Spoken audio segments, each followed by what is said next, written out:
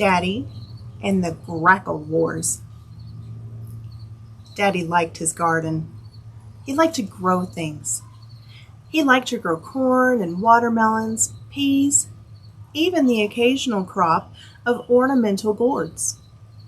He liked all of that, sure. But what he loved, what he absolutely obsessed over, what he constantly fussed about, was his tomatoes. Daddy loved fresh-picked tomatoes. He loved them sliced, wedged, boiled, even juiced. I think you get the idea. The annual process always began the same way. First came the seed catalogs. Daddy would pore over them until finally he would select several to order by mail. Mostly he chose only those varieties that were proven producers by his own experience. Still, always open to the newest trends in tomato technology, he would sometimes order a new variety or two. This tendency to reach out for the new was also cheap insurance against the unimaginable possibility of being bested by one of his neighbors. This row of dirt, held in reserve for each year's tomato crop, enjoyed a different set of gardening rules than did any other part of Daddy's garden. True to the proven science of modern farming, he would rotate his crops. The thing was, he always spent the bulk of his available gardening time on the care and preparation of whatever portion of that garden that had been designated as tomato-worthy. The exact same process was repeated every year. Every year, that is, until the year of the Grackles. That's what Daddy called them, Grackles. Sometimes, if he imagined himself alone, he might give them a first name and mumble, "Dadgummed," or "Dad-burned Grackles." That was about as strong as an expletive as he ever found necessary to utter. The memory of all those tomato summers sort of run together now. Isn't it part of the attraction of home, the expectation of experiencing what is the most safe, the most familiar to us? Daddy's beautiful garden was always a big part of the going home experience for me. Let me tell you the story about the summer of the Grackles. When Thelma and the kids and I had arrived for a visit at Mama and Daddy's house, I looked for Daddy, and of course I found him outside in the garden. He was tying off a row of Burpee's Better Boy tomatoes. Standing by one of the plants, he reached around it easily as he fed a long length of straw twine through its thick branches. He lashed the branch loosely and tenderly to the 6-foot-high stake standing in silent service to the living plant that could never support its own weight. Daddy turned to speak to me, and almost as an afterthought, moved his hand through the plant and nimbly pruned a sucker branch as easily as a magician might perform sleight of hand. Before I could ask about the garden, or comment about all the birds, before I could even ask about the dreaded nematode problem that had returned to the garden, before any of this, Daddy spoke. "Grackles. Dadgum Grackles." Now, be advised that when you make a garden, you do so with the expectation of attracting a few birds. Some are welcome because they will eat their own weight in insects. Some birds, the martins for example, they are so desirable, they're even given their own little apartment houses. Daddy knew about gardens and birds and even the advantages of favoring the martins. Armed with this knowledge of birds, he set out to attract martins. Between the house and the garden, he erected a metal pole. On top of the pole, about 15 feet high, he mounted a martin house. This box, with 6 holes on each side, provided access to a total of 12 individual apartments. Daddy recognized that the possibility of having a fully populated martin house immediately was pretty slim. Still, he did hope to get a family of martins started and that they would return year after year with their offspring, and eventually his box would be full. The martin box did reach capacity, and it just happened to do so in the summer of the year of the Grackles. "Dad burned Grackles, getting into my tomatoes," he said, again, just in case I wasn't paying attention. "Look at these tomatoes," he said as he pulled a couple of red, ripe beauties. He turned them over to reveal raw, ragged flesh wounds that looked like someone had tried to draw smiley faces in the flesh with firecrackers. I did not know until this moment what exactly a grackle was. Now, when someone talks about blackbirds, they mean any number of several similar birds. I learned from Daddy that there are red-winged blackbirds, crows, ravens, the classic all-black blackbirds, starlings, and then there was the grackle. A grackle is mostly black, with a mix of dark brown feathers that has an unbecomingly stumpy yellow bill. All in all, the grackle is not a pretty bird. There's something about a grackle that makes you suspect that he knows he is not likable, and he is more than a little proud of it. He sets out to endeavor to ensure your disfavor by constantly demonstrating antisocial behavior. "Looky there," said Daddy. "Here we are on one end of the row, and those grackles swoop in for the tomatoes on the other end."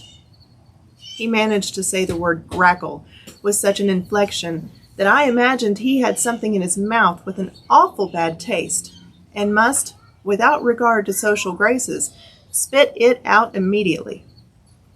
Daddy recognized a challenge when he saw one, and he would answer this one offered by the grackles swiftly and with a vengeance.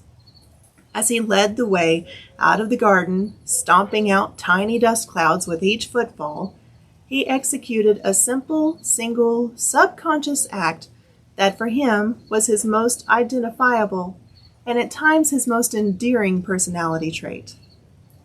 When Daddy pulled at his nose, he was sending a message far beyond the limited reach of mere words. Every member of the family knew that by Daddy's nose yanks, they could gauge his level of interest or the severity of his wrath according to the subject at hand. Generally, those nose yanks could be put into one of three categories that best fit the situation. One nose yank could indicate that he was merely pondering the subject at hand. It might also be polite courtesy while he was waiting his turn to speak. Two nose tugs, and you had moved up to warning posture. This could include the variation where two tugs was punctuated with a follow-up single tug. If the full three-stroke nose pull was executed, it was a sure sign of action to follow. As Daddy reached the back door to the garage, he hesitated momentarily. He turned to confirm that the grackles were, indeed, had assumed ownership of his garden. At this point, he executed another full triple nose yank, turned, and silently disappeared inside the garage. In the garage, he reached above the entry door for his pump-action air rifle. One grackle after another circled the tomato field.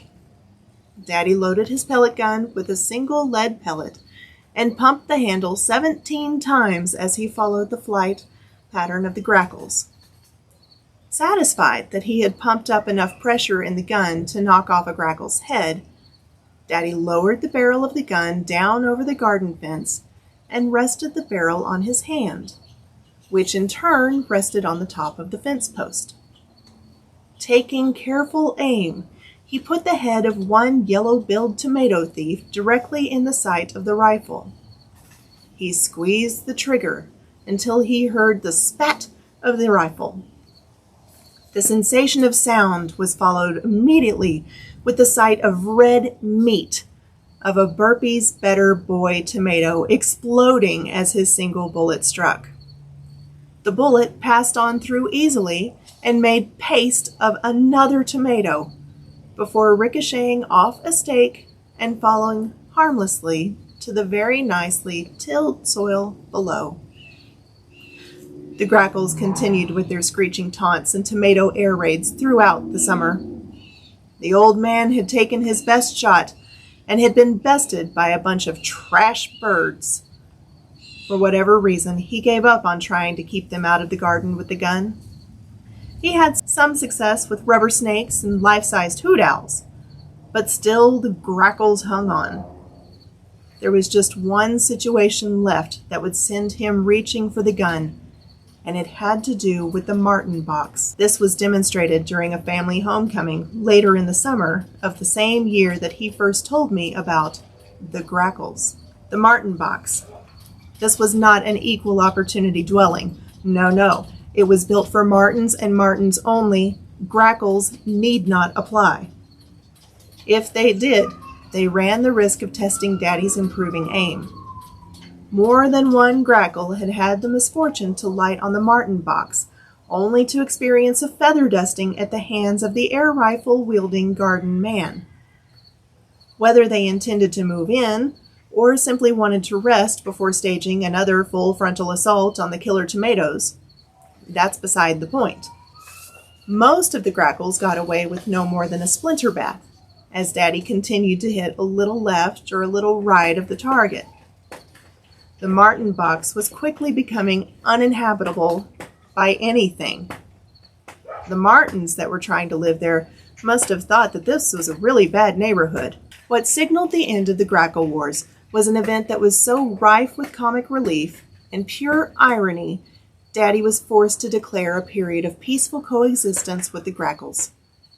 As I said, all us kids were in for a visit, and as usual, had gathered mostly in the kitchen. Older brothers and sisters mixed in and out of the kitchen as the day wore on. As it happens, the north window of the kitchen had a great view of the martin box out in the yard. Someone, I think it was my nephew Brad from Houston, had noticed a Grackle was perched atop the martin box.